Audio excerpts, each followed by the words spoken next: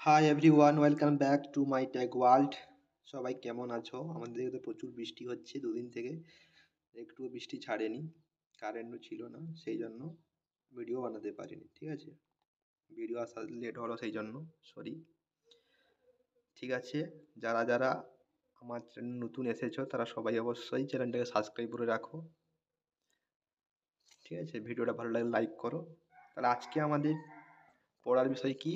Present perfect tense and present perfect continuous tense. আমরা আগের ভিডিওতে পড়েছিলাম প্রেজেন্ট ইনডিফিনাইট টেন্স আর প্রেজেন্ট কন্টিনিউয়াস টেন্স। সবাই, আশা করি সবাই তোমরা বাড়িতে পড়েছো, লিখে নিজের নোটবুকে লিখেছো এবং টেন্সগুলো প্র্যাকটিস করেছো। আশা করি বুঝতেও পেরেছো, তাই তো? চলো তাহলে আজকে আমরা শুরু করি প্রেজেন্ট পারফেক্ট টেন্সকে দিয়ে। Present perfect tense, present perfect tense কাকে বলে?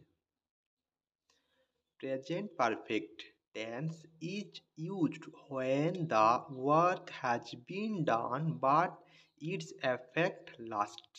অর্থাৎ কোনো কাজ শেষ হয়েছে অথচ তার ফল এখনো বর্তমান আছে, এরূপ বোঝালে প্রেজেন্ট পারফেক্ট টেন্স হয়। যেমন তুমি ধরো পরীক্ষা দিয়েছো, এখন রেজাল্ট আসেনি, তাহলে কি এটা প্রেজেন্ট পারফেক্ট টেন্স? তুমি পরীক্ষাটা দিয়েছো প্রেজেন্টে, বাট রেজাল্ট এখনো আসেনি, তাহলে তোমার কাজটা শেষ হয়ে গেছে কিন্তু ফল এখনো আসেনি, তাই তো? ফলটা রয়ে গেছে, এরকম বোঝালে হচ্ছে প্রেজেন্ট পারফেক্ট টেন্স। বোঝা গেছে তো? এখন চলো আমরা দেখি চেনার উপায়টা।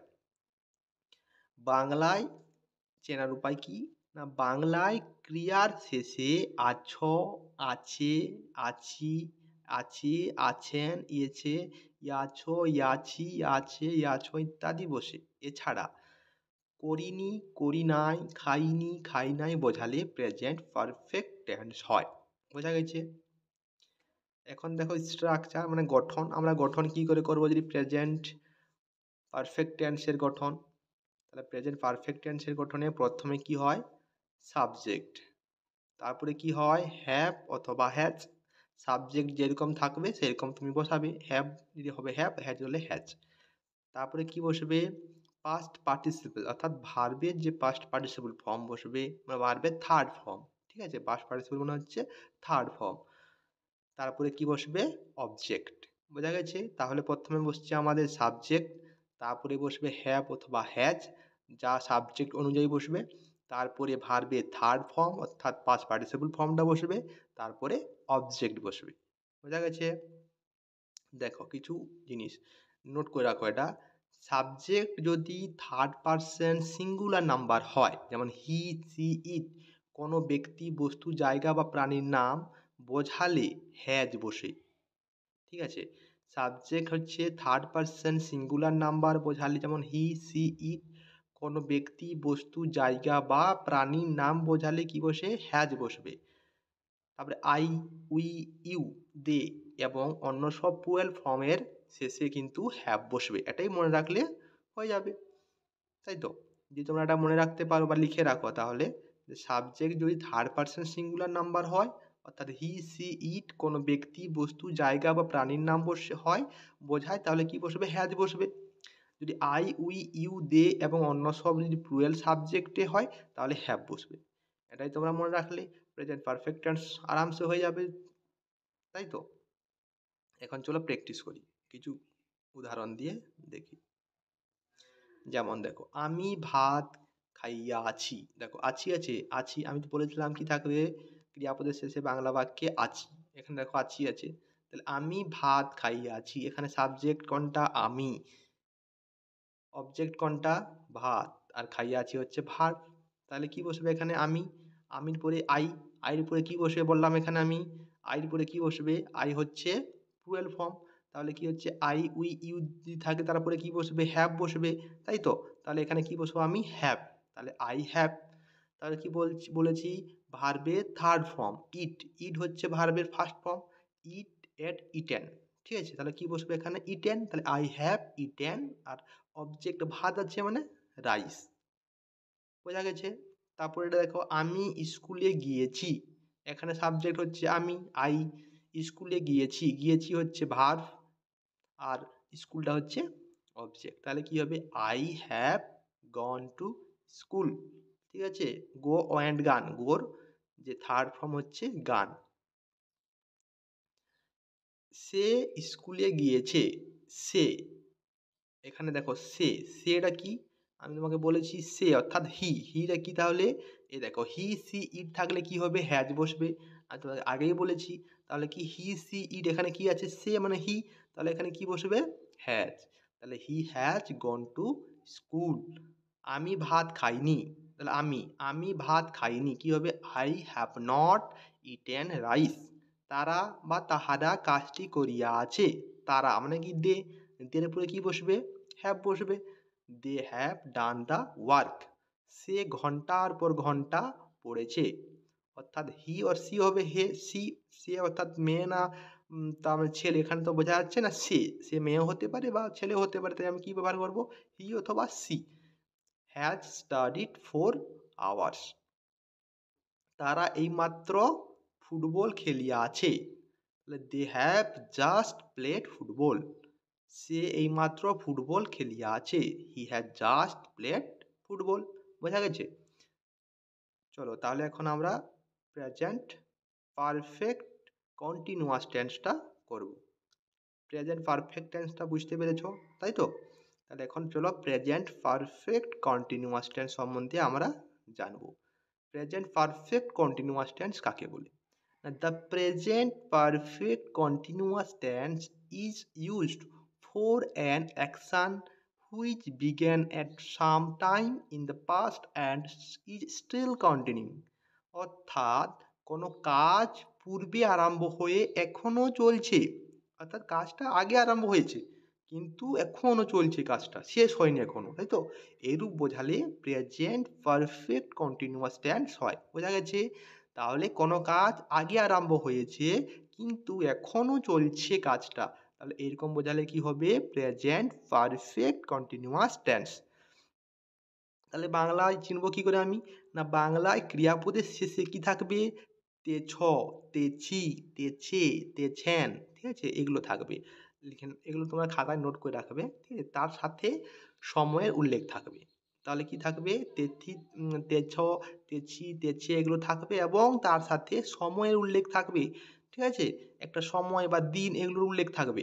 তো এটা হবে present perfect continuous tense. Structure কি হবে? গঠনটা আমাদের কি হবে?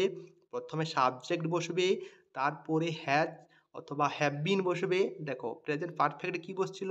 হ্যাজ অথবা হ্যাভ। এখানে কি দেখো প্রেজেন্ট পারফেক্ট কন্টিনিউয়াস, তাই কি বসছে? Has been, B double E N been. আর কি বসবে? Have been. তাহলে হ্যাজ বা হ্যাভের সাথে বিনটা বসছে আমার পারফেক্ট কন্টিনিউয়াসে। যেমন পারফেক্টে কি বসছিল? শুধু হ্যাজ হ্যাভ বসছিল, কিন্তু এখানে দেখো যেহেতু প্রেজেন্ট পারফেক্ট কন্টিনিউয়াস তাই এখানে বসছে has bin R have been, যা যেরকম সাবজেক্ট থাকবে সেরকম বসবে। প্লাস ম্যান ভার্ব, এখানে কিন্তু ভার্বের থার্ড ফর্ম হবে না, এখানে কি হবে? ভার্বের ম্যান, অর্থাৎ রিড যদি হয় রিড থাকবে, যদি গো থাকে গো থাকবে, ঠিক আছে? এখানে তার সাথে কি হবে? আইএনজি। এখানে দেখো কন্টিনিউয়াসের যে নিয়ম, কন্টিনিউয়াসে কি বসাতাম আমরা? আইএনজি বসাতাম। যেহেতু পারফেক্ট কন্টিনিউয়াস, তাহলে পারফেক্টের কিছু নিয়ম আর কন্টিনিউয়াসের কিছু নিয়ম এখানে মিশছে। দেখো পারফেক্টের কি আসছে? হ্যাজ হ্যাভ আসছে। আর কন্টিনিউয়াসের কি আসছে? ভার্বের সাথে আইএনজি যোগ, তাই তো? বোঝা গেছে? তার সাথে কি বসবে? Since from four, since from four, তারপরে বসছে অবজেক্ট। যেহেতু এখানে সময়ের কথা বলা হবে তাই কি হবে? এখানে সিন্স বসবে, নাহলে ফ্রম বসবে, নাহলে ফোর বসবে, তাই তো? তাহলে আমি এটা তোমাকে বুঝিয়ে বলে দিচ্ছি পরে, যে সিন্স ফ্রম ফোর কখন বসবে বা কীভাবে বসবে, ঠিক আছে?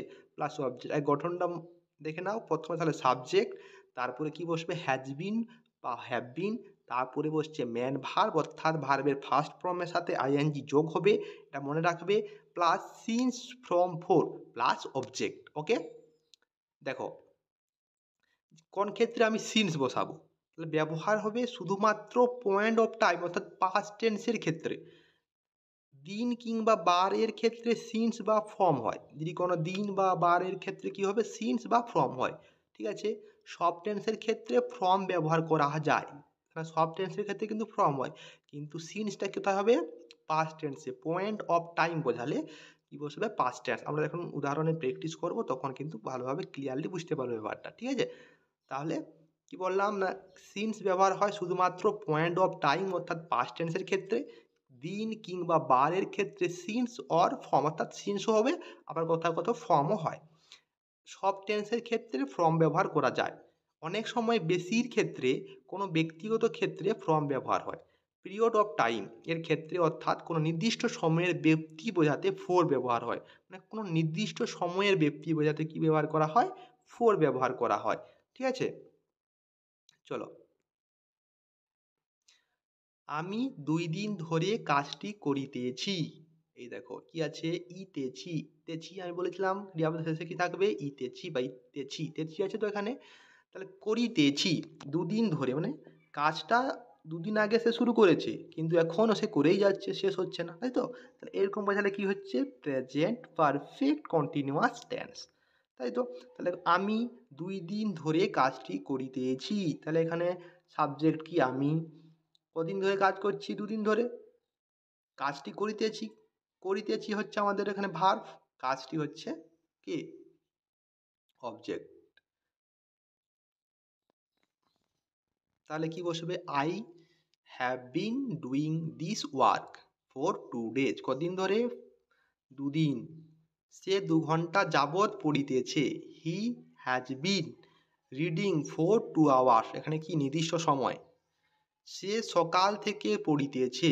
He has been reading since morning. সে সকাল থেকে পড়ছে, ঠিক আছে? সে সকাল থেকে পড়ছে সিন্স মর্নিং। সে 3 বছর যাবৎ এই স্কুলে পড়িতেছে। তাহলে কি হবে? হি has been reading in this school for 3 years. কত বছর? For 3 years. এখন টাইম বোঝাচ্ছে। ছেলেবেলা হতে সে এখানে বাস করিতেছে। তাহলে হি has been living here from his boyhood, ঠিক আছে? তারপরে ফাহিম গত সোমবার হইতে জ্বরে ভুগিতেছে। তাহলে কি হবে? Fahim has been suffering from fever since Sunday last. বুঝা গেছে? আজকের দুটো টেন্স তোমরা বুঝতে পেরেছো তো? বাড়িতে ভালো করে পড়ো এবং টেন্সটা প্র্যাকটিস করো। আমি আজকে তোমাদেরকে কিছু টেন্স দিচ্ছি, সেগুলো বাড়িতে করার চেষ্টা করবে। আমি পরের ক্লাসে অর্থাৎ পরের ভিডিওতে আমি ওই টেন্সগুলো করে দেব। তোমরা বাড়িতে আগে চেষ্টা করো, তারপর দেখো তোমাদের কতটা ভুল হচ্ছে বা ঠিক হচ্ছে। এই দেখো, আমি নবম শ্রেণীতে পড়ি, পৃথিবী সূর্যের চারিদিকে ঘোরে। এগুলো কিন্তু কোনগুলো বলো না, আজকে যেগুলো করলাম সেগুলো নয়। আমি এর আগের ভিডিওতে যেগুলো করেছিলাম, যেমন প্রেজেন্ট ইনডিফিনাইট টেন্স আর প্রেজেন্ট কন্টিনিউয়াস টেন্স, এই দুটো ভিডিও, এই দুটোতে যে টেন্স আমি শিখিয়েছিলাম সেগুলো থেকে আমি হোমওয়ার্ক দিয়েছি, ঠিক আছে? তোমরা দেখে নাও, লিখে নাও খাতায় এবং বাড়িতে নিজে করার চেষ্টা করো। আমি পরের ভিডিওতে আমি আরও অনেকগুলো নিয়ে আসবো, যেগুলো আমি তোমাদেরকে প্র্যাকটিস করাবো, ঠিক আছে? দেখে নাও, এখানে 10টা আমি টোটাল দিয়েছি, ঠিক আছে? থ্যাংক ইউ ভিডিওটা দেখার জন্য। এতক্ষণ অবশ্যই সাবস্ক্রাইব করে রাখো চ্যানেলটা এবং লাইক করে দাও, ঠিক আছে? ধন্যবাদ।